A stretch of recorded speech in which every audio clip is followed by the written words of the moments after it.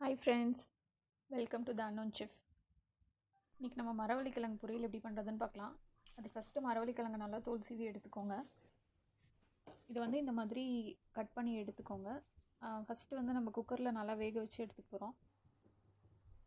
அது வேகிறதுக்கு தேவையான அளவுக்கு தண்ணி சேர்த்துக்கோங்க. அதோட கொஞ்சம் மஞ்சத்தூள், கொஞ்சம் உப்பு, கிழங்குக்கு தேவையான அளவுக்கு மட்டும் உப்பு இதில் சேர்த்துக்கோங்க. இது வந்து ஒரு 2 to 3 விசில் விட்டு வேக வச்சு எடுத்தால் போதும். ரொம்ப கொலையை வேக வைக்கக்கூடாது, ஏன்னா பொரியல் பண்ணுறோன்றதுனால ஒரு 2 to 3 விசில் விட்டால் போதும்.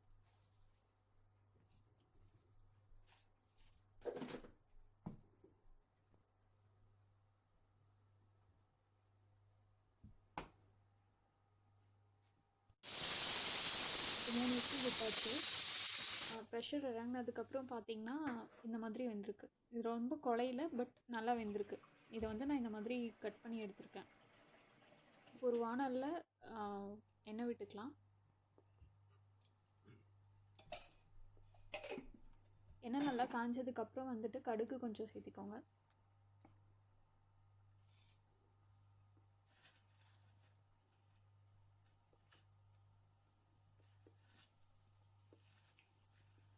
கடுகு நல்லா பொரிஞ்சதும் கொஞ்சம் கடலைப்பருப்பு, கொஞ்சம் உளுத்தம்பருப்பு ரெண்டும் சேர்த்திக்கோங்க.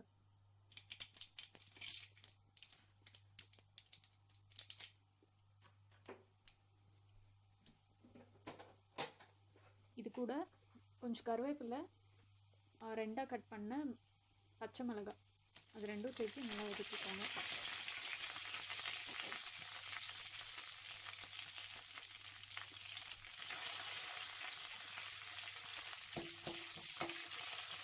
இது நல்லா வதங்கினதுக்கப்புறம் இதோட இஞ்சி பூண்டு பேஸ்ட் சேர்த்துக்கிறோம்.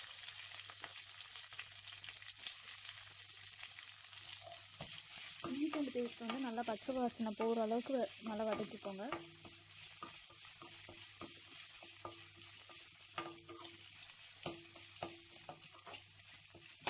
இது கூட நம்ம கட் பண்ணி வச்சுருக்க வெங்காயத்தை சேர்த்திக்கலாம்.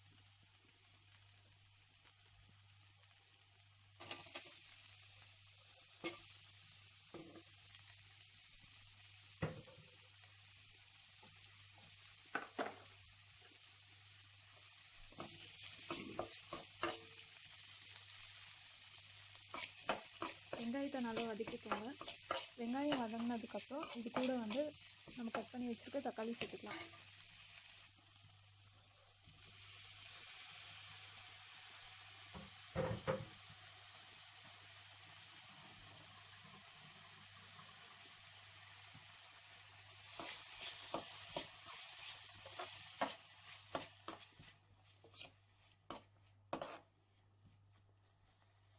இது கூட கொஞ்சம் மஞ்சத்தூள், அப்புறம் இந்த மசாலாவுக்கு தேவையான அளவுக்கு உப்பு மட்டும் சேர்த்துக்கலாம். உப்பு வந்து பார்த்திங்கன்னா கிழங்குக்கு ஏற்கனவே நம்ம கிழங்கு வேக வைக்கும் போதே போட்டிருக்கோம். ஸோ இது வந்து இந்த மசாலாவுக்கு தேவையான அளவுக்கு மட்டும் உப்பு நம்ம ஆட் பண்ணுறோம். தக்காளி நல்லா வதங்கினதுக்கப்புறம் ஒரு 1/2 ஸ்பூன் கரம் மசாலா, 1 ஸ்பூன் கொத்தமல்லி தூள், 1 ஸ்பூன் மிளகாத்தூள் இது சேர்த்து நல்லா வதக்கிக்கலாம்.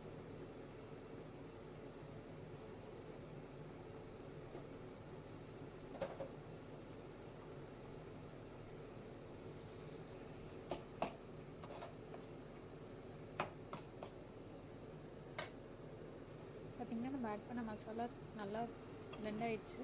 கூட நம்ம வேக வச்சு கட் பண்ணி எடுத்து கிழங்கு சேர்த்துக்கலாம்.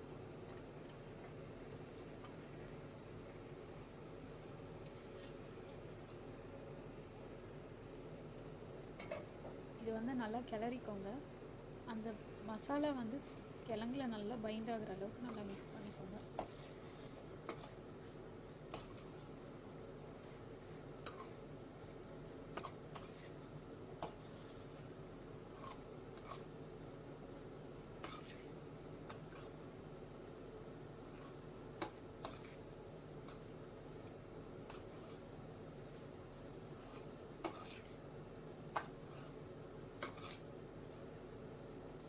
பார்த்திங்கன்னா மசாலா வந்து நல்லா கிழங்கோட பைண்ட் ஆகிடுச்சு. இப்போ நம்ம இதோட கொத்தமல்லி தலை சேர்த்து கறிக்கலாம்.